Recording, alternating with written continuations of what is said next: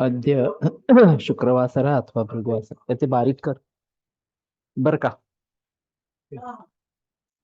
ते शुक्रवासर अथवा भृगुवासर हा मार्गशीर्ष कृष्ण नवमी दिनांक 5 जानेवारी 2024. भावप्रकाश निघंटू शतावरी. शंखं चक्रं जलौकान् ददतमृतघटं चारुदोर्भिश्चतुर्भिः सूक्ष्मस्वच्छातिरुद्यांशुकपरिविलसन् मौलिमम्भोजनेत्रं कालाम्भोदोज्ज्वलाङ्गं कटितटविलसच्चारुपीताम्बराढ्यं वन्दे धन्वन्तरिं तं निखिलगदवनप्रौढदावाग्निलीलम् प्रौढदावाग्निलीलम् ब्रह्मणो हि समारब्धा मात्रेयाद्येषु पूजिताम् अस्मदाचार्यपर्यन्तां वन्दे गुरुपरम्पराम् आयुर्वेदरतं वन्दे माधवाख्यं महागुरुम् आयुर्वेदामृतं सर्वं शिष्येभ्यो यः प्रदत्तवान् द्रष्टाज्ञानी दृष्टकर्मा कृतकर्मा तथैव च अध्यापको भिषक्श्रेष्ठो महान् संशोधकस्तथा गुणैरेतैः समुदितैः यत्कार्यं प्रतनोति सः समृद्ध्यर्थं हि कार्यस्य वयं नु प्रयतामहे सरस्वत्यै नमो यस्याः प्रसादात् पुण्यकर्मभिः बुद्धिदर्पणसङ्क्रान्तं जगदध्यक्षमीक्षते आत्रेयं प्रथमं वन्दे आयुर्वेदजगद्गुरुम् आयुर्वेदामृतं सर्वं गृहीत्वा हि सुरेश्वरात् अग्निवेशादिकेभ्यो यत् प्रयच्छत् मुनिसत्तमः प्रथमं तन्त्रकर्तारम् अग्निवेशं नमाम्यहम्.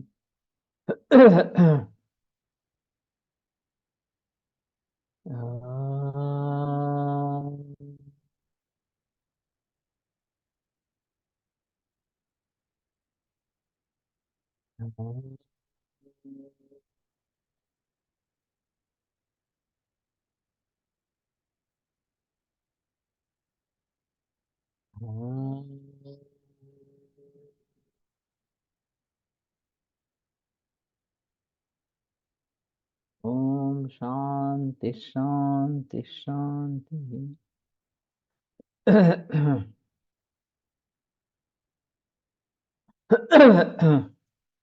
शतावरी बल्या शुक्रजननी प्रजास्थापनेच चरक संहिता. शतावरी महाशतावरीच्या रसेन मधुरा तिक्ताच. तो रस मधुर और तिक्त है. तस्या विपाकोपि मधुरो भवति. विपाक मधुर है. वीर्येण च सा शीता. गुरुमृदुस्निग्धाश्च तस्य अन्ये गुणाः सन्ति.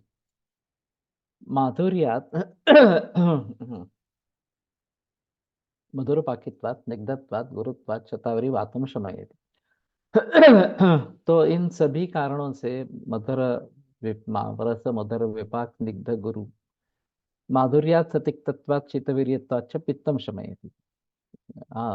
माधुर्य तिक्त रस शीतवीर्य होने के कारण पित्त का शमन करता है. तिक्त रसा ऋते तस्याः सर्वे गुणाः कफं वर्धयन्ति. तिक्तरसत्वेन कफनाशन च किंचित भवति एवं संधिपाते शतावरी प्रयुक्ता भवति. तो संधिपात में भी शतावरी प्रशस्त इस प्रकार के धातुषु कार्य. माधुर्यात् मधुरपाकित्वात् सर्वान् धातून् वर्धयति शतावरी. तत्र विशेषेण रसम मांसम शुक्रं च वर्धयति. तो मधुर रस मधुर होने के कारण सभी धातुओं का ब्रूहण करती है और विशेषतः रस मांस शुक्र इनको बढ़ा देती है. रस धातु वर्धकत्वात् शतावरी रुद्या भवति. थोड़ा अजीब है. तो रस धातु का वर्धन करने के जरिए ये रुद्य है. हृदय से पोषणं च तर्पण पोषणं तर्पणं च करोति. तो हृदय का पोषण और तर्पण दोनों शतावरी करती है. माधुर्या तिक्त रसत्वाच्च शीतवीर्यत्वाच्च रसरक्तगतं पित्तं शमयति प्रसादनं च करोति. तो माधुर्य मधुर रस तिक्त रस और शीतवीर्य इसके जरिए रसरक्तगत पित्त जो है उसका शमन और प्रसादन ये करती है. शतावरी कंदा कंदा मधुरा स्निग्धा गुरुवश्च. शतावरी कंद जो है मधुर स्निग्ध गुरु है. ते तो मांस सामान्यात मांसम वर्धयन्ति. मांस पोषणात् शरीर पुष्टि बल वृद्धिश्च भवति. तो उसके जरिए शरीर पुष्टि और बल वृद्धि इस प्रकार की हो जाती है. मांसपोषणात् निग्धत्वाच्च मेदधातु पोषणंच भवति। और पूर्वो धातु परं कुर्यात् वृद्धक्षीणश्च तद्विधम, इस प्रकार से मांस बढ़ गया तो मेद भी बढ़ जाता है, तो ये ब्रूहण अच्छी करती है। तस्याः स्निग्ध गुरु शीत मधुर गुणाः सामान्यात् शुक्रम वर्धयन्ति। तो ये सभी जो गुण है, स्निग्ध, गुरु, शीत, मधुर, ये सामान्य से शुक्र का वर्धन करते हैं। शतावरी शुक्र जननी इति प्रोक्ता आचार्य, शतावरी शुक्र जननी इस प्रकार की बताई गई है। शतावरी और अश्वगंधा में थोड़ा अंतर है। शतावरी शीतवीर्य है और शुक्रवर्धक, किंतु थोड़ा स्तंभन कार्य करने वाली है। अश्वगंधा उष्णवीर्य और शुक्र विरेचक इस प्रकार की कही जाती है। तो इसमें अंतर थोड़ा सा रहेगा। तो जहाँ शुक्रवर्धन और उसका स्थिरीकरण करना है, वहां शतावरी ज्यादा उपयुक्त है। शतावरी स्तन्यम वर्धयति सामान्यात्, क्षीरिणी च औषधीनि क्षीरवर्धकानि भवन्ति, रसादि धातु पोषणेन स्तन्य वृद्धिश्च भवति। तो ये काफी प्रचलन में है। फिर भी बहुत सारे वैद्यों का या समाज का भी अनुभव है कि शतावरी से उतना क्षीरवर्धन नहीं होता। प्रचलन तो है, सभी शतावरी कल्प देते रहते हैं इस प्रकार से। तो ये स्पेसीज बदल गई है क्या, या फिर शतावरी कल्प बनाने में कुछ गड़बड़ी है क्या, ये थोड़ा देखना पड़ेगा। और शतावरी स्वरस से अगर कल्प बनाते हैं तो ज्यादा बेहतर ऑप्शन है, लेकिन ताजी शतावरी मिलना आवश्यक इस प्रकार का रहेगा। नहीं तो ये शतावरी लाके उसको पानी में भिगो के फिर उसमें से जो नाल है वो निकाल के उसको पेषण करके रस निकालते हैं, तो एक ऑप्शन हो सकता है, लेकिन ये काफी लंबा प्रोसेस है। उसके बजाय नाल निकाल देना और फिर काढ़ा बनाना, ये थोड़ा आसान इस प्रकार का है। मेध्या हाँ, मलेषु कार्य मधुरपाकित्वात् सृष्टबिंडमूत्रा शतावरी भवति। तो सृष्टबिंडमूत्र इस प्रकार की भी है। माधुर्या तिक्तरसत्वाच्च शतावरी मेधाम वर्धयति। तिक्तरस के फलश्रुति में मेध्य इस प्रकार का बताया गया है। तो शतावरी, गुड़ुची, ये सभी इस प्रकार से मेध्य काम कर सकता है। तथा शुक्रवर्धन ओजो वृद्धि कराच भवति। शुक्रवर्धन या सभी धातुओं का वर्धन करने से ओजो वृद्धि करने वाली है और जीवनीय भी है। ये एक अलग इस प्रकार का है। तो शतजीवन दश जीवन संज्ञा स्तन्यकराग्नं तीरेण पित्तम प्रेरण जीवन ब्रूहण वृषाः, ये जो पद्मकादि गण है, वैसे पद्मकादि गण का एक तेल मिलता है, लेकिन अन्य तरीके से पद्मकादि गण प्रचलन में नहीं है। तो ये स्तन्यकर है। प्रीणन, जीवन, ब्रूहण और वृष्य। तो प्रीणन रस पर कार्य, जीवन रक्त पर कार्य, ब्रूहण ये मांसमेद पर कार्य, और वृष्य शुक्र पर कार्य। इस प्रकार से ये सभी, शतावरी भी उसमें है, गुड़ुची भी इसमें है इस प्रकार से, श्रृंगी है, ये इस पद्मकादि गण में है। काफी अच्छा काम करने वाले हैं। मुझे लगता है कि इसका एक कल्प बना के रखे, उसका काढ़ा का रखे करके इस सभी का। अभी जीवनीय गण पूरा उपलब्ध नहीं होता है, लेकिन जो उसके प्रतिनिधि है उसको लेकर हम कर सकते हैं, तो ये ज्यादा अच्छा रहेगा। तो ओजो वृद्धि जीवनीय औषध क्षीर रसाद्यास तत्र भेषजम, ये ओजक्षय में वाग्भट ने कहा है। तो शतावरी ओजक्षय को दूर करती है, ओज वर्धन करती है। और कुलटकर सर का एक अनुभव रहा था कि सर का निधन ओजक्षय इस प्रकार का था, और सुवर्ण सिद्ध क्षीर शतावरी कल्प डाल के सर ने शुरू किया था। तो एक 15 दिन में भय जो उनका था मन में, वो काफी नष्ट हो गया इस प्रकार से। तो ओजो वर्धन इस प्रकार से शतावरी से अच्छा होता है। ओजक्षयात शुक्र क्षयात क्या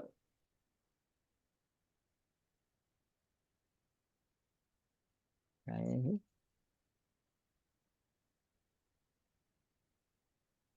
ग्रंथ ही है शायद। ग्रंथ ग्रहण अग्रहण अल्पताम याति। शतावरी सुद्धा जल along with good and sugar is pitta, gulma, daha and शूलनाशक। या वैसे शूल में शतावरी का अच्छा प्रयोग है। शतावरी मंडूर करके एक योग है। वो शूल में अच्छा काम करता है। वातपित्त प्राधान्य जहाँ पे है वहां शतावरी बहुत अच्छी काम करती है, इसमें संदेह की बात नहीं है। और अतिसार में भी शतावरी का प्रयोग आया है इस प्रकार से। तत्र शतावरी उपयुक्ता भवति।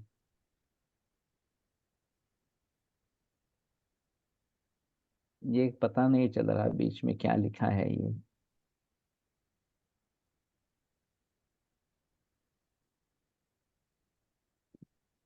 और ग्रंथा क्यों है ये भी अजीब बात है।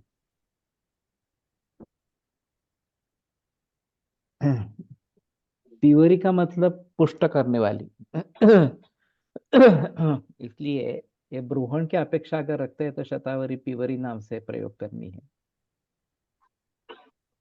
तथा च ओजक्षयात् मनोविक्रियां याति उन्मादापास्मरादयो रोगा उद्भवन्ति तेषु मानसरोगेषु शतावरी कल्पा उपयुक्ता भवन्ति। तो उन्माद और अपस्मार इन दोनों में भी शतावरी अच्छी इस प्रकार से काम करते हैं। शतावरी नेत्राय हिता भवति। रसमांसादि धातु पोषकत्वेन तथा शुक्र धातु वर्धनेन च शतावरी नेत्र्या भवति। इसमें कुछ द्रव्यों की खासियत होती है, चक्षुष्य अचक्षुष्य, तो उनका गामित्व इस प्रकार का रहेगा। कल जो प्रवीण भट्ट ने मुद्दा उपस्थित किया था कि नेत्रिय और चक्षुष्य इसमें फर्क है। नेत्रिय जो है वो नेत्र के लिए हितकर है और चक्षुष्य जो है वो इंद्रिय के लिए हितकर है। ये बात ध्यान में रखनी पड़ेगी इस प्रकार से।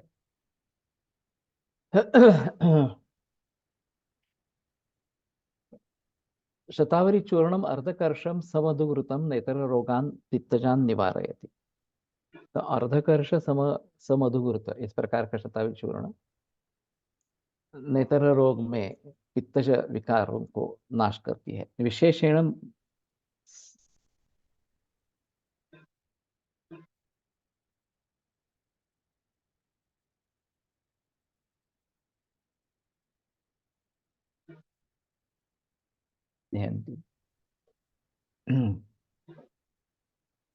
तो त्रिदोषज पटल काच तिमिर इन सभी में शतावरी प्रशस्त इस प्रकार की है।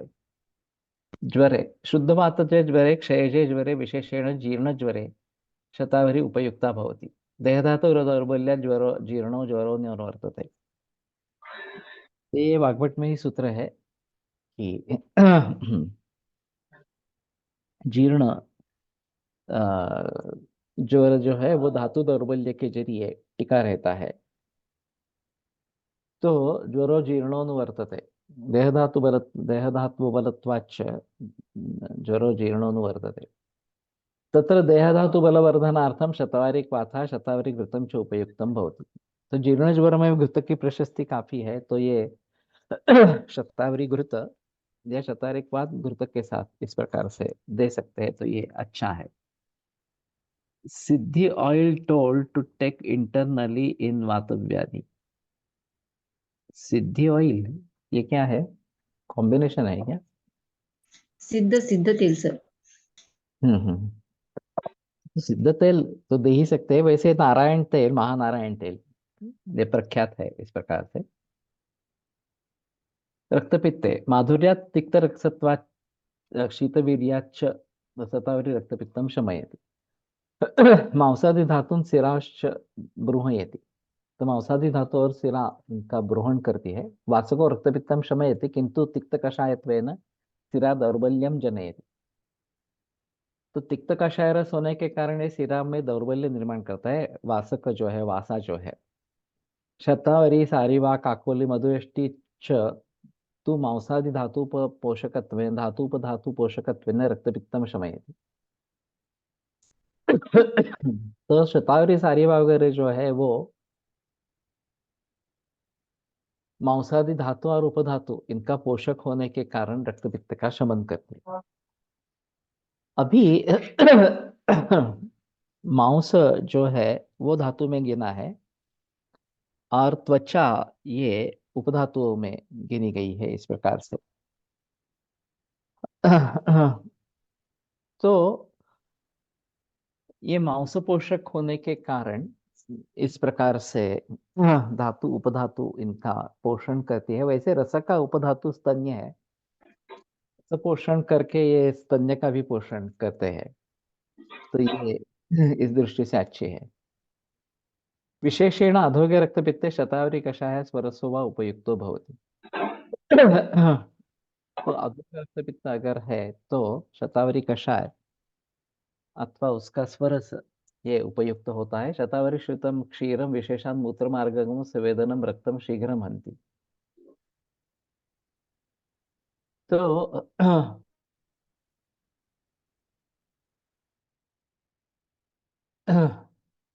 शतावरी गोक्षुर इस प्रकार का या चतुष्पर्णिनी इस प्रकार का सिद्ध क्षीर विशेषात मूत्र मार्ग रक्तपित्त में बताया गया है, तो काफी अच्छा काम करता है।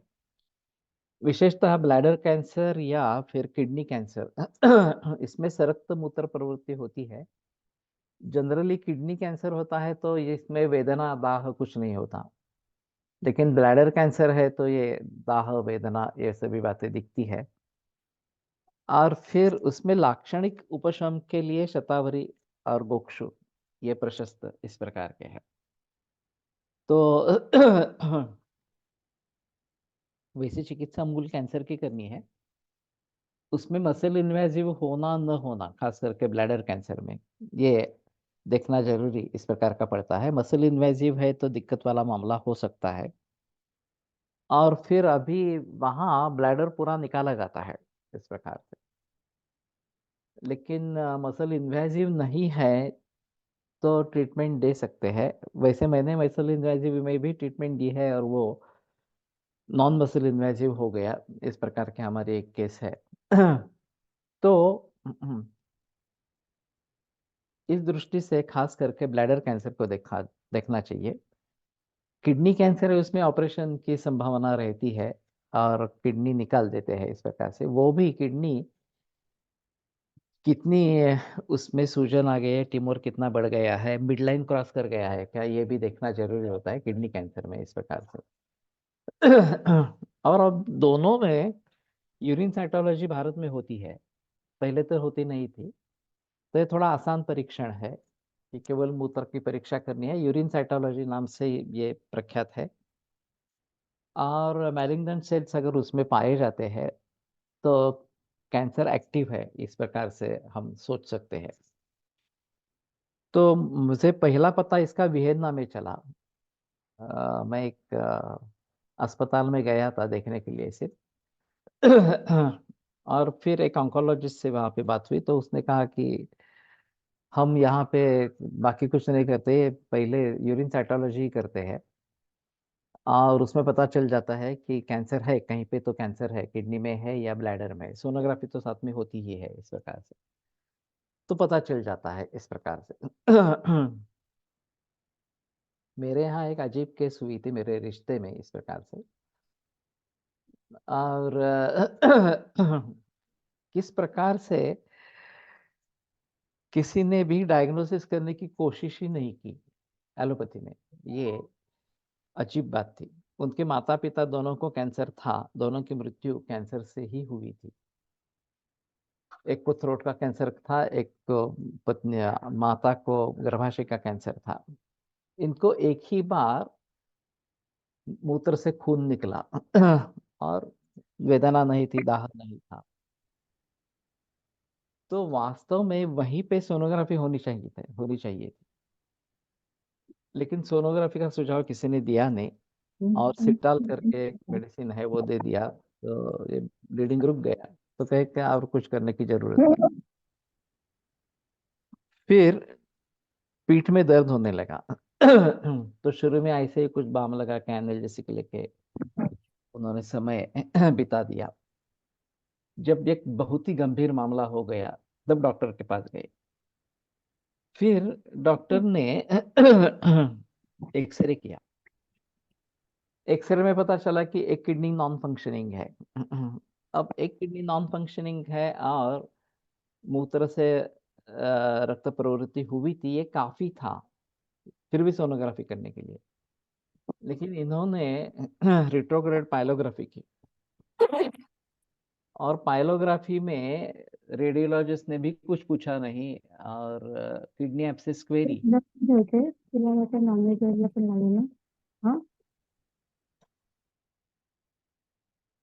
इस प्रकार का निदान दे दिया। और फिर एक समय में भी कभी बुखार नहीं आया था, ज्वर नहीं था, तो किडनी एब्सिस कैसे हो सकता है वास्तव में। तो फिर मेरी बहन का मुझे फोन आया, वो नागपुर में थी और पेशेंट भी नागपुर में था, कि ये एब्सेस बोल रहे हैं, ड्रेन करना है, ऑपरेशन करना है, ऐसे बोल रहे हैं। तो मैंने बाकी तो रिपोर्ट नहीं देखे थे, सिर्फ ये बात सुनी, तो मैंने कहा ठीक है करवा लो। और फिर जब उन्होंने ये एब्सेस ड्रेन करने के लिए ओपन किया तो पता चला कि किडनी कैंसर है। फिर बायोप्सी हुई वहीं पे उस प्रकार से। और फिर डॉक्टर ने बता दिया अब कुछ करने लायक नहीं है, मिड लाइन क्रॉस कर चुका है, 2 महीने की लाइफ है, इस प्रकार से। तो मिसमैनेजमेंट किस प्रकार से हो सकती है इसका एक अच्छा नमूना ये केस है। फिर ये मई का महीना था, फिर भी मैं नागपुर गया। उनको लेके आया पुणे में। और झगड़ता रहा, उनको वेदना बहुत तीव्र थी, 4 महीने में मौत हो गई। और उम्र ज्यादा नहीं थी, 42-45 इतनी कुछ उम्र थी। तो शुरू से ही इस केस में, जिसको हम केयरलेस इस प्रकार से कहेंगे, या डायग्नोसिस ही नहीं करने का प्रयास किसी ने किया, ये बात है। तो पेनलेस हिमैचुरिया को कभी भी सामान्य नहीं समझे। वैसे भी पेनलेस पर रेक्टल ब्लीडिंग इस प्रकार का होता है तो उसको भी सामान्य नहीं समझना है। ये संभवतः कैंसर का रहता है, कैंसर की बीमारी रहती है, और कम से कम सोनोग्राफी तो होनी है। सोनोग्राफी में तो ये पता चल जाता है कि कहीं पे एब्सेट ये ट्यूमर वगैरह है क्या, इस प्रकार से फिर आगे सीटी स्कैन, एमआरआई वगैरह वगैरह सब कर सकते हैं। तो समय नहीं गंवाना है उसमें।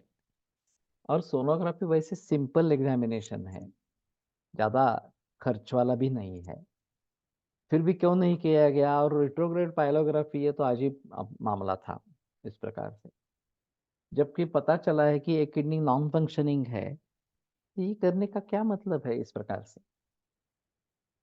लेकिन ये बात इस प्रकार से हुई। अग्निदीपकत्वात् माधुर्यात् तिक्तत्वाच्च पित्तातिसारे रक्तातिसारे च शतावरी कल्पा उत्थिताः भवन्ति। तो इन सभी में शतावरी कल्प ही देना ज्यादा बेहतर इस प्रकार का है। पित्तातिसारे रक्तातिसारे च शत्रुज्वरे शतावरी श्रुतम क्षीरम हितम। तो इसे अतिसार का भी शमन करने वाली है और रक्त और पित्त इन दोनों का भी शमन करने वाली है, तो ये अच्छी दवा है। शतावरी कल्कं क्षीरेण पीत्वा क्षीराशी सन रक्ततातिसारम आशुहंति। तो दूध के साथ शतावरी कल्क लेना है और क्षीराशी दूध के साथ ही भोजन करना है, तो ये रक्तातिसार को तात्काल शमन करती है। अभी जो अल्सरेटिव कोलाइटिस से मरीज है, ये काफी गंभीर मामला है, और जहाँ मेजोकॉल शुरू हो जाती है और उसका डोज बढ़ता जाता है, 1, 2, 3 वगैरह इस प्रकार से, उसके साइड इफेक्ट्स भी काफी है। और शुरू में सिम्टोमेटिक रिलीफ आता है, लेकिन बाद में ये स्थिति नहीं रहती, डोज बढ़ाना पड़ता है और उसके साइड इफेक्ट्स होने लगते हैं। तब जाकर मरीज हमारे पास प्रायः आते हैं इस प्रकार से। इसमें साइकोलॉजिकल एस्पेक्ट्स काफी बलवान होते हैं। और थोड़ा भी स्ट्रेस हो गया, खिन्नता आ गई, तो ये तुरंत बढ़ जाता है। तो ऐसे हालात में बहुत सजग होकर चिकित्सा करनी पड़ती है। और फिर भी ये मामला आसान बिल्कुल नहीं है। अथवा शतावर्या पक्वं घृतं पीत्वा क्षीरभोजनम आशु रक्तातिसारम हन्ति। तो शतावरी पक्व घृत, शतावरी घृत वैसे मिलता है और घर में भी बना सकते हैं, ज्यादा मुश्किल इस प्रकार की बात नहीं है। तो केवल शतावरी कल का शतावरी का काढ़ा और इस काढ़े के समान दूध इस प्रकार से लेकर शतावरी घृत अच्छे तरीके से बन सकता है। रक्तम बिट सहितम पूर्वम पश्चात वा योति सार्यते तस्य लेहार्थम शतावरी घृतम उपकल्पये। तो पुरुष के पूर्व और बाद में रक्त अगर निकल रहा है, उसको लेहन के लिए शतावरी घृत उपयुक्त इस प्रकार का है। ये अर्श के बारे में, ये पूर्वम पश्चात वा प्रवर्तते, ये महत्वपूर्ण इस प्रकार का रहेगा। जनरली कठिन मल अगर होता है और प्रवारण करना पड़ता है, तो वात प्राधान्य उसमें रहता है और उसमें पूर्व इस प्रकार का शतावरी घृत देना प्रशस्त इस प्रकार का है। यहाँ कहीं कहीं प्रकृतिका भी होती है और उसमें से भी रक्तस्राव होता है, तो पाठा यष्टि कॉम्बिनेशन में प्रयोग में लाता हूँ आपान काल में, शतावरी घृत के साथ या सुकुमारक घृत के साथ, क्योंकि ये मलभेदन करना जरूरी है। पश्चात प्रवर्तित जब होता है तो प्रायः रक्त और पित्त से संबंध ज्यादा इस प्रकार का है, तो वहां भी शतावरी काम करती है, उसमें संदेह की बात नहीं है। तो ये बात पूछकर पहले गिरता है या बाद में गिरता है, ये बात पूछकर फिर उसके अनुसार चिकित्सा देनी है। तत्र शतावर्या मधुररसः सतिक्तः पित्तं रक्तं च शमयति बृहणश्च भवति। बृहणं शमनं बृहणं शमनं त्वेव प्रायुः पित्तानिलस्य च। तो पित्त और रक्त वात के लिए ब्रूहण ये शमन है, ये भी एक अहम मुद्दा है। सिर्फ ये देखना है कि ये अग्नि कैसा है या ज्यादा गुरु तो नहीं हो रहा इस प्रकार से। यूजफुल इन शोथ due to high BP and in धातु शोथ इव्हन नाही, मगाशी आलंय, आता पहिलं हे आलं आणि मग आता आलंय ना, परीक्षाचा आवाज आला। तो वात पित्त प्राधान्य जहां जहां पे है वहां सभी जगह अग्नि अगर अच्छा है तो शतावरी प्रशस्त है। एक अनुभव ऐसा भी रहा कि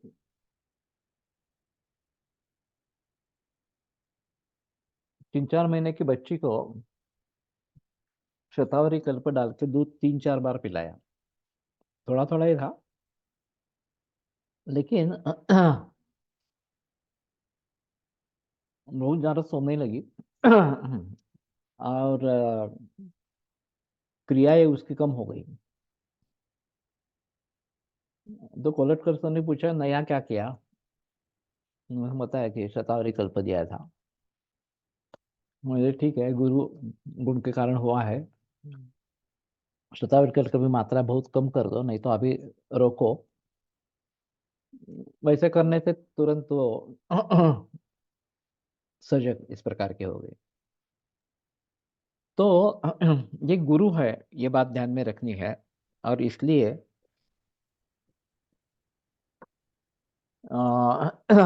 मात्रा ठीक रहनी चाहिए, अग्नि अच्छा होना चाहिए, ये दोनों बात ध्यान में रखनी है।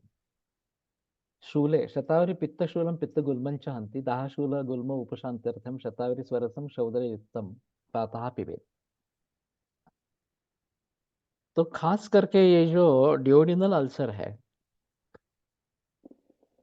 उसमें जो शूल होता है उसमें प्रवाल पंचामृत मुक्ति के युक्त बहुत अच्छा काम करता है। इसमें जनरली मानसिक कारण होते हैं, और उनकी शांति करना जरूरी इस प्रकार का होता है।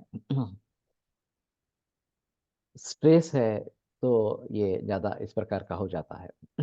तो इसमें शतावरी कल्प या शतावरी स्वरस इस प्रकार से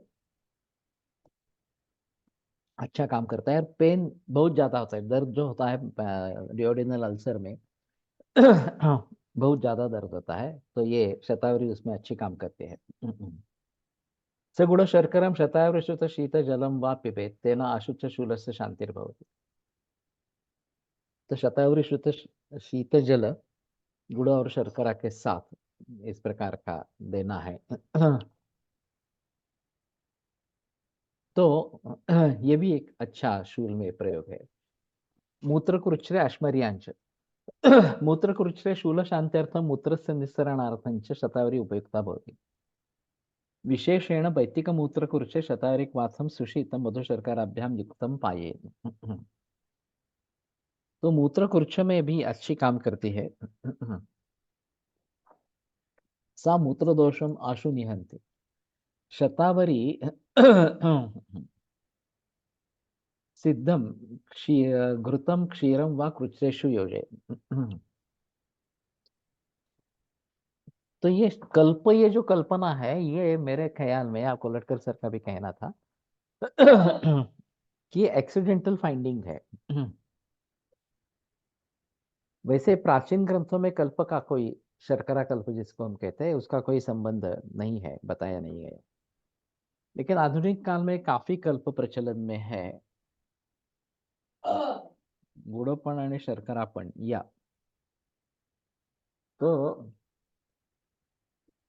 शर्करा वातपित्त प्रशमनी जाता है और गुड़ आत्मन अच्छे तरीके से करना है। सुष्टमूत्र शक्रु गुड़ इस प्रकार से। अर्थात एक खंड शर्करा होनी चाहिए, जो नेचुरल शुगर है वो लेनी चाहिए।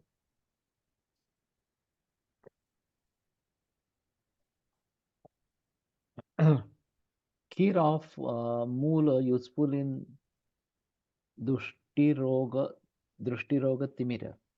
हाँ, ये जरूर कर सकते हैं क्षीर कल्पना इस प्रकार से।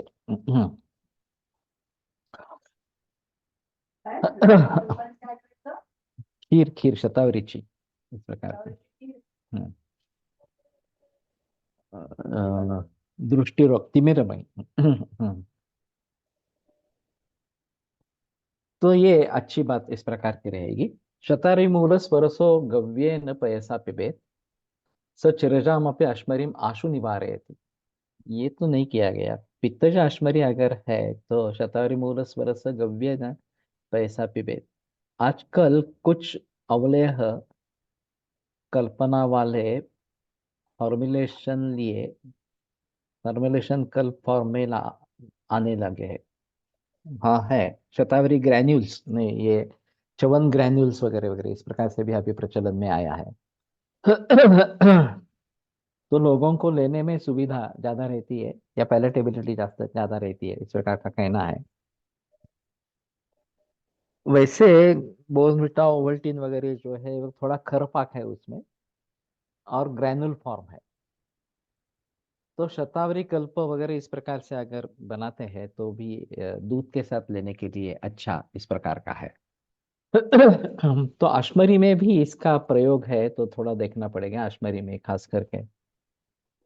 शतावरी श्रुतं क्षीरं शूलग्नं भवति रक्तं च स्थापयेत्। तो सशूले पुष्पे रक्ते पित्तजे निरोगे च। तो ये शूलग्न रक्त का स्तंभन करती है तथा योनि दोषम रजो दोषं च नाशयति। और योनि दोष और रजो दोष इनका नाश करता है।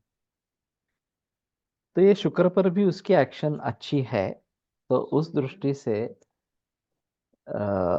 उदावरता योनि व्यापत मातजा योनि व्यापत इसमें ये अच्छी काम करने वाली है।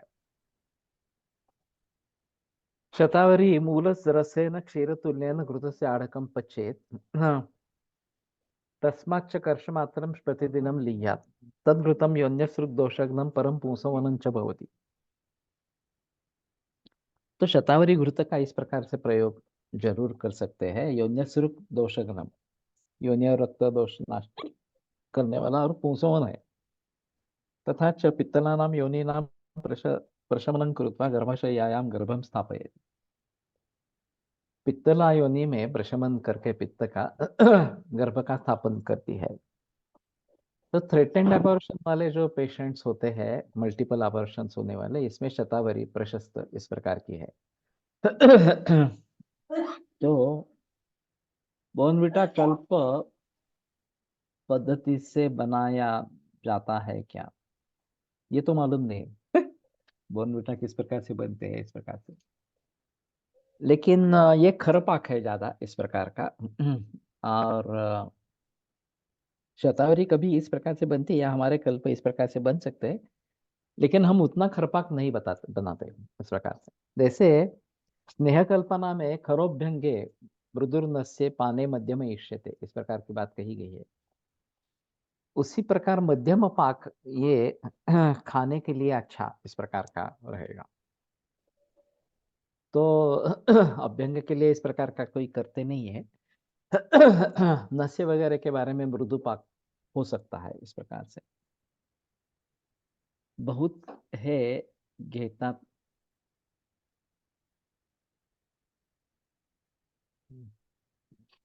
बहुत गलत तरीका है। भाजी और कोम अंकुर टोल, ये हमारे यहाँ तो मैंने नहीं देखा ये शतावरी इस प्रकार की। जो एक अलग वैरायटी है, टेंडर बहुत रहती है, और उसका सैलड भी अच्छा बनता है, उसका सूप भी अच्छा बनता है, वैसे भी खा सकते हैं इस प्रकार से। तो ये शतावरी अंकुर इस प्रकार से खाने लायक नहीं है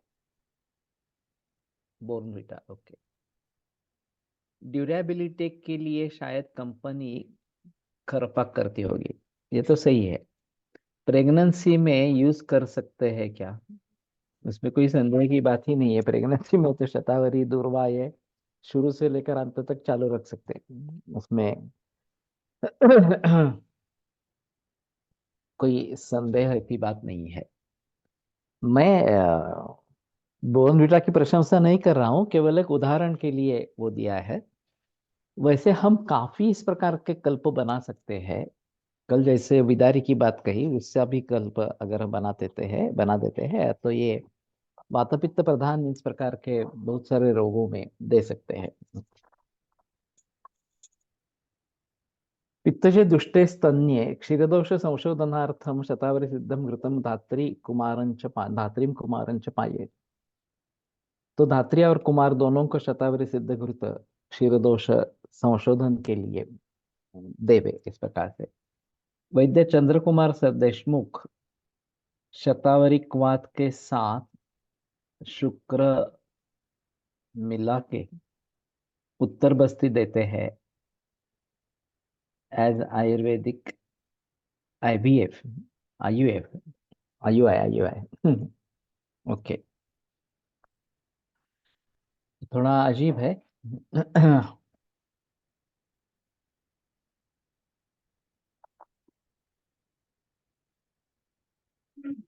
आईयूआई में केवल शुक्र दिया जाता है, ये शतावरी स्वरस के साथ या काढ़े के साथ कितनी मात्रा में जाएगा मालूम नहीं मुझे इस प्रकार से।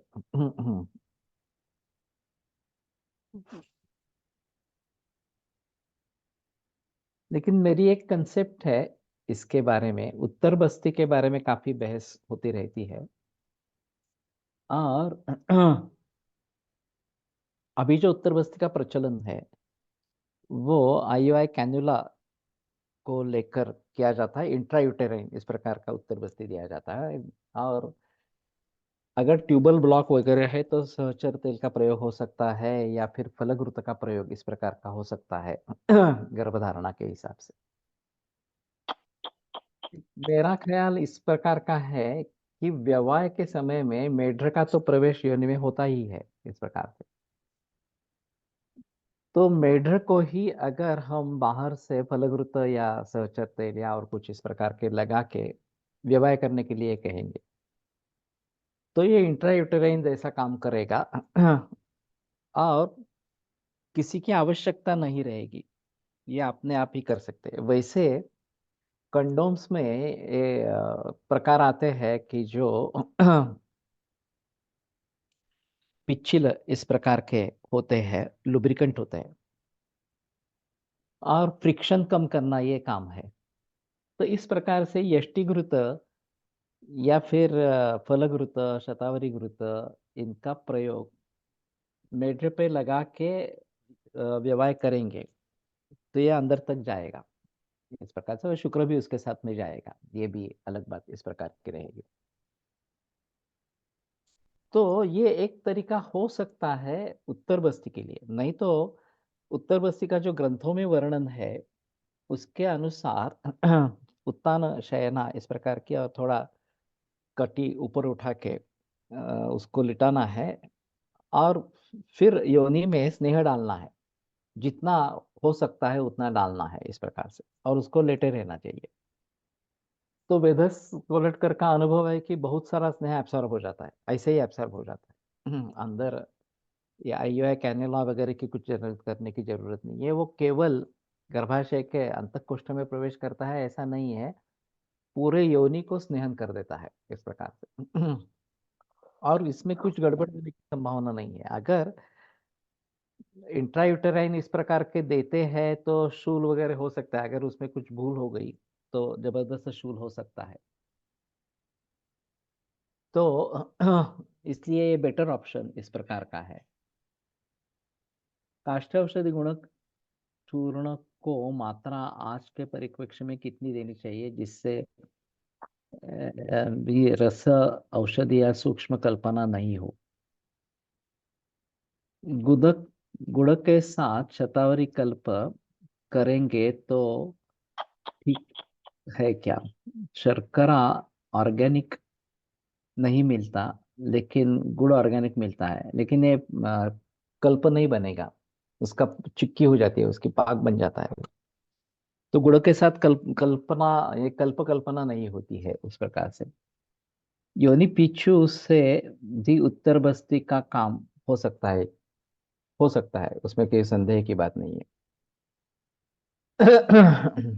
तो ग्रंथों में जो वर्णन है कि ऋतुकाल में देने हैं उत्तर बस्ती जो है इस प्रकार से, और दिन में 3-4 बार वगैरह इस प्रकार से देने हैं, और मात्रा भी काफी है, तो ये केवल वहां पे धारण होना स्नेह का इस प्रकार का ये अपेक्षित है। और खास करके वात प्राधान्य अगर ज्यादा है तो इस प्रकार से करना ज्यादा अच्छा इस प्रकार का रहेगा। जब हम कैन्युलास वगैरह कुछ करते हैं तो एक प्रोसीजर बन जाती है उसकी, और फिर लोगों को भी लगता है हाँ कुछ बहुत कुछ किया है इस प्रकार से, पैसे भी अच्छे मिलते हैं उसमें। लेकिन अगर इस प्रकार का प्रचलन लाएंगे जो ग्रंथों में निर्दिष्ट इस प्रकार का है, या योनि पशु का प्रचलन प्रचलन लाएंगे तो शायद ज्यादा अच्छी बात होगी, किसी को भी करने में कोई डिफिकल्टी इस प्रकार की नहीं होगी, आसानी से कोई भी वैद्य कर सकेगा इस प्रकार की। अब ये काष्ठ की मात्रा सभी जगह अर्धकर्ष यानी कि 5 ग्राम इतनी है, तो ये काफी बड़ी मात्रा है। चूर्ण अगर इस प्रकार से देने हैं तो उसके बारे में उसी की भावना उसको देना, शतावरी चूर्ण को शतावरी स्वरस की भावना देना, 3-7 इस प्रकार की भावनाएं दे सकते हैं, और फिर उसकी वीर्यता बढ़ जाती है, वीर्य बढ़ जाता है उसका, और फिर ये अच्छा काम करती है। दूसरा एक तरीका है जो मामा गोखले ने ढूंढा था सूक्ष्म त्रिफला के जरिए, कि त्रिफला वैसे ही देना है तो मात्रा बहुत ज्यादा लगती है इस प्रकार से। षोडशांश कज्जली 16वां भाग अगर कज्जली डालते हैं उसमें, और फिर मर्दन करते हैं, और फिर गुटका बनाते हैं, तो सूक्ष्म त्रिफला इसी प्रकार का बना। और ये खास करके सूक्ष्म त्रिफला और गंधक रसायन, ये जहाँ एंटीबायोटिक्स देने की जरूरत है और एंटीबायोटिक्स नहीं देनी है, आयुर्वेद चिकित्सा करनी है, उसके लिए प्रचलन में आ गया ताराचंद अस्पताल में शुरू में इस प्रकार से। और काफी इंटीग्रेटेड प्रैक्टिशनर्स ये कॉम्बिनेशन देते रहते हैं कि अभी प्रोफिलैक्सिस के जरिए जब एंटीबायोटिक्स का प्रयोग होता रहता है तो वहां वो देने के बजाय ये देना ज्यादा बेहतर है। इस प्रकार से सिर्फ गंधक रसायन की किसी को एलर्जी हो सकती है। सल्फर एलर्जी जिनमें है उनमें गंधक रसायन की भी एलर्जी हो सकती है, तो ये थोड़ा ध्यान में रखना पड़ेगा। और शुरू में थोड़ा गंधक रसायन देके उसका कुछ दुष्परिणाम नहीं हो रहा है ये देख के आगे कर सकते हैं इस प्रकार से, लेकिन ये बहुत कम लोगों में दिखाई देता है। तो षोडशांश कज्जली डाल के अगर किसी भी चूर्ण को उसी की भावना देके षोडशांश कज्जली डाल के कल्प बनाएंगे उसका सूक्ष्म नाम से तो किसी भी चूर्ण के लिए ये लागू हो सकता है, क्योंकि ये कज्जली डालने से एक उसकी लाइफ बढ़ जाती है, ये एक बात। और कम डोज में काम करता है, ये दूसरी बात। तो उस दृष्टि से ये करना उचित इस प्रकार का है। तो गुड़ के साथ तो कपचता विकल्प नहीं बनता, ये गुड़ के साथ कल्याण का गुड़ वगैरह इस प्रकार से गुड़ बनते हैं जो अवलेह फॉर्म में है, ये कल्प के फॉर्म में नहीं है। योनि पिच्चू से भी उत्तर बस्ती का काम हो सकता है। Shatavari if used in male for long time causes gynecomastia. Is this right sir? ऐसा तो नहीं है, होना है। इसमें हाँ। हम्म। इसमें बात ऐसी है कि ये स्तन भी शुक्र का स्थान है।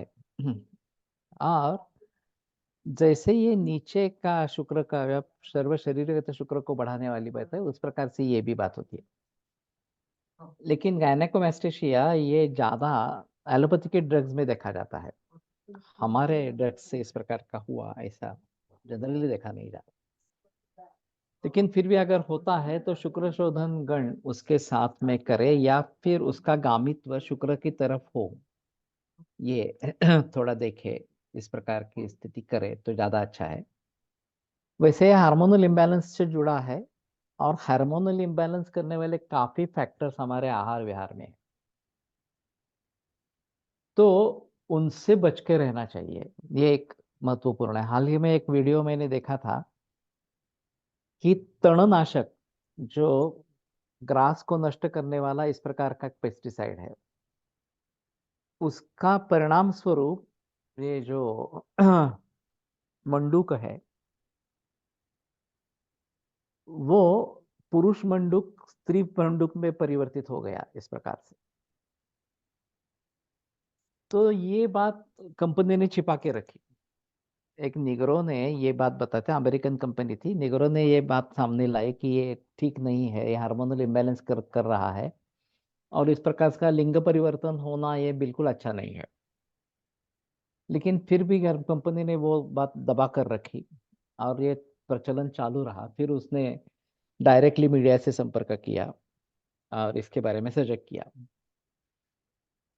अब ये जो बात है ये काफी महत्वपूर्ण है कि अगर इस प्रकार के पुरुषों का स्त्रियों में परिवर्तन होना आरंभ हो जाए, खास करके पेस्टिसाइड्स के जरिए, तो ये दोष पेस्टिसाइड का है, शतावरी वगैरह इस प्रकार की बातों का नहीं है। तो पहले ये देखना जरूरी है कि असल में कारण क्या है। और मूल कारण को ढूंढकर उसको दूर करना ये आवश्यक इस प्रकार का रहेगा। तो केवल शतावरी से ये होगा ऐसा मुझे नहीं लगता है। फिर भी अगर केसेस रिपोर्टेड है तो पूरी जानकारी लेनी चाहिए। और अभी पेस्टिसाइड्स के बिना तो कुछ नहीं बनता है। ऑर्गेनिक फार्मिंग में भी लोग तणनाशक का प्रयोग करते हैं, ये भी अजीब बात है। उनको लगता है कि तणनाशन करने से तो कुछ नहीं होगा, हम पेड़ पौधों को तो पेस्टिसाइड्स नहीं दे रहे हैं, तो खाली घास जो है उसको नष्ट कर देंगे तो कोई प्रॉब्लम नहीं है। लेकिन ये सही नहीं है। तो उसको काटना ये काफी मुश्किल काम हो जाता है। अभी हमारे कोकण में भी ये तण जो है, ग्रास जो है वो बड़ी तेजी से बढ़ता है, और देव दिवाली होने तक उसको काटते नहीं है।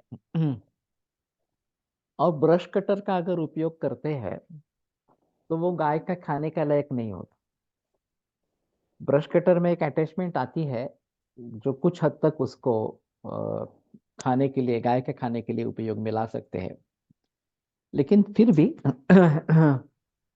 ये उतना अच्छा तरीका नहीं है और लेबर मिलता नहीं है। अगर हाथ से काटना है तो लेबर नहीं मिलता, ये बड़ी मुसीबत है। हाथ से काटने से गायों के लिए हमारा खुद का ग्रास हो जाता है, लेकिन वो अगर बात नहीं है कि लेबर नहीं मिलता है तो ये मुसीबत वाली बात हो जाती है।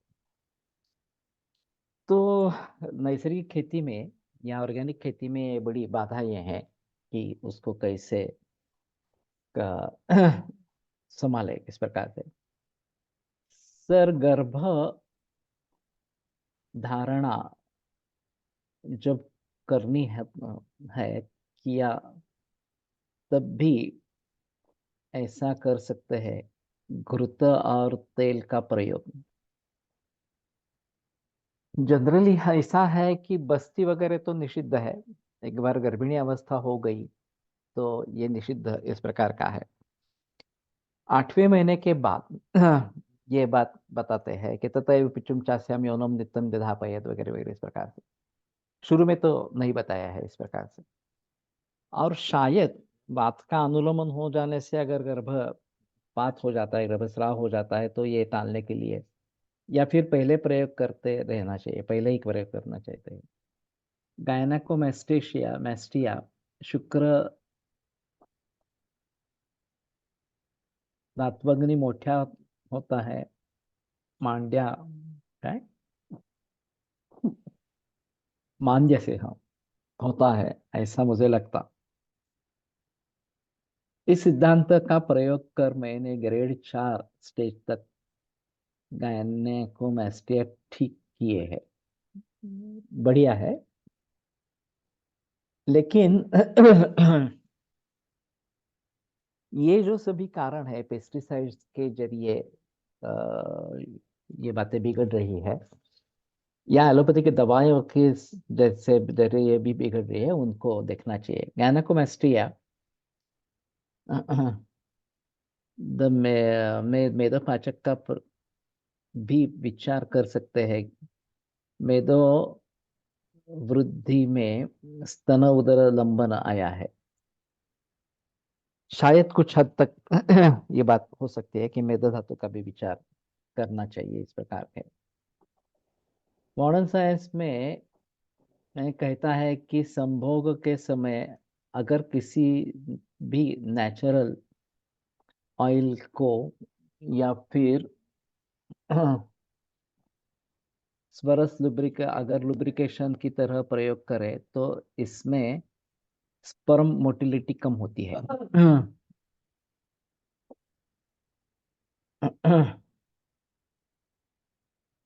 ये देखना चाहिए इस प्रकार से होता है क्या, लेकिन कितनी मात्रा में करेंगे ये एक अलग बात इस प्रकार की है। और उत्तर बस्ती देने हैं लेकिन मरीज काफी दूर है, आ नहीं सकता वगैरह वगैरह, योनि पिछू बताएंगे तो भी वहां पे कोई पॉसिबल नहीं है। ऐसे हालात में तो इसके बारे में सोच सकते हैं, ऐसा मुझे लगता है कि ये मोटिलिटी कम होती है या नहीं, ये चेक करके देखना चाहिए। प्रोलैक्टिन लेवल बढ़ने से गैनक होता है। ओके, ये एक अलग मुद्दा इस प्रकार का है कि प्रोलैक्टिन लेवल इस प्रकार से बढ़ती है। मैंने एक बात बताई होगी, एक मेरा अनुभव बताया होगा, लेकिन फिर भी फिर से दोहराता हूँ। एक युवा लड़की, पीरियड्स रेगुलर नहीं आते थे, देरी से आते थे वगैरह इस प्रकार से। और फिर उसको कामला हो गई तो उसमें पीरियड्स बंद हो गए। तो किसी गायनेकोलॉजिस्ट ने उसको फर्टिल टैबलेट दे दी, और वो देने के बाद उसकी शादी नहीं हुई थी एक्चुअली। पीरियड्स पूरी तरीके से बंद हो गए, लेकिन महीने में 3-4 दिन जैसे पीरियड्स होते हैं उस प्रकार से बहुत पेन होता था, शुष्क चर्बी होती थी, और काफी मुश्किल, सरदर्द बहुत होता था इस प्रकार से। तो फिर वो आयुर्वेद में आई, और मेरे पहले दो बड़े वैद्यों की 3-3 बरस तक दवा चली, लेकिन कुछ रिलीफ नहीं हुआ। फिर मेरे पास आई। तो पहले दो वैद्यों ने पंचकर्म कुछ नहीं किया था, तो मैंने पंचकर्म करवाए, वो मन विरेचन रक्तमोक्षण बस्ती सभी करवाए, और 3-3 बार करवाए। वो 3 बरस तक मेरे पास ट्रीटमेंट लेती रही, और फिर भी फायदा नहीं हुआ। पीरियड तो आए नहीं, और ये जो चक्कर था ये चलता ही रहा। सिर्फ सिवियरिटी थोड़ी सी कम हो गई थी, इतना ही था। तो ये वातपित्त प्रधान है ऐसा करके मैंने शतावरी का प्रयोग भी उसको किया था, शतावरी दिया था। उसकी प्रोलैक्टिन लेवल 210 थी, और बिल्कुल एक बूंद जितना स्राव होता था स्तन से। फिर भी प्रोलैक्टिन लेवल इतनी हाई है मालूम होने के बावजूद भी मैंने शतावरी का प्रयोग किया था, लेकिन नहीं हुआ, सक्सेस नहीं हुआ। तो मैं फिर से संतर्पण अपतर्पण क्या करना है सोचने लगा, और फिर मैं अपतर्पण पर उतर आया। और इसलिए उसको नमक ज्यादा पसंद था, ज्यादा नमक खाती थी। तो फिर हरी तकिया और नागभस्म, ऐसा कॉम्बिनेशन मैंने उसको अपान काल में दिया।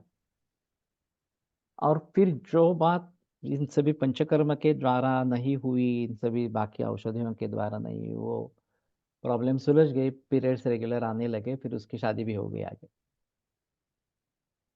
तो ये बात काफी मुश्किल है कि शमन चिकित्सा अगर अच्छी तरीके से हम करते हैं तो किस प्रकार से रिजल्ट्स पा सकते हैं। मैंने कोल्हटकर सर से जब बात की, तो उन्होंने कहा कि ये कॉम्बिनेशन अच्छा रहा, हरी तकिया और नागभस्म इस प्रकार का षड्रसात्मक इस प्रकार का संयोग हो गया। और अपतर्पण चाहिए था, और लवंश की इच्छा थी, तो इसलिए नागभस्म मैंने डाला था उसमें इस प्रकार से। तो तेल से स्पर्म नाशक होता है, लेकिन घृत से नहीं। कॉन्ट्रैक्ट कॉन्ट्रासेप्शन के लिए तेल किंचित सैंधव मिला के योनि में रख के संभोग करते हैं। हाँ, ये एक योग रत्नाकर में आया है, ये योग इस प्रकार का, तैल और संदेव इस प्रकार कॉन्ट्रासेप्शन के लिए।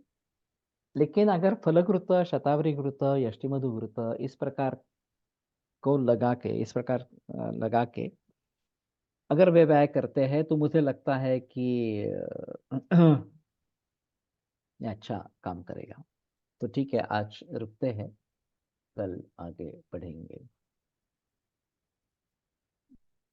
आयुर्वेद प्रकांड निगदित इह हि शल्यतंत्र प्रधानः शीर्षेभ्यः शाश्वतोऽयं निखिल जन कृपा व्याप्त चित्तेन येन आयुर्वेदस्य वाञ्छन् पुनरपि भुवने ताञ्च सुष्ठु प्रतिष्ठां श्रेष्ठं धन्वन्तरिं तं प्रणमति च सदा वैद्यवर्गो हि नूनम् वैद्यवर्गो हि नूनम्।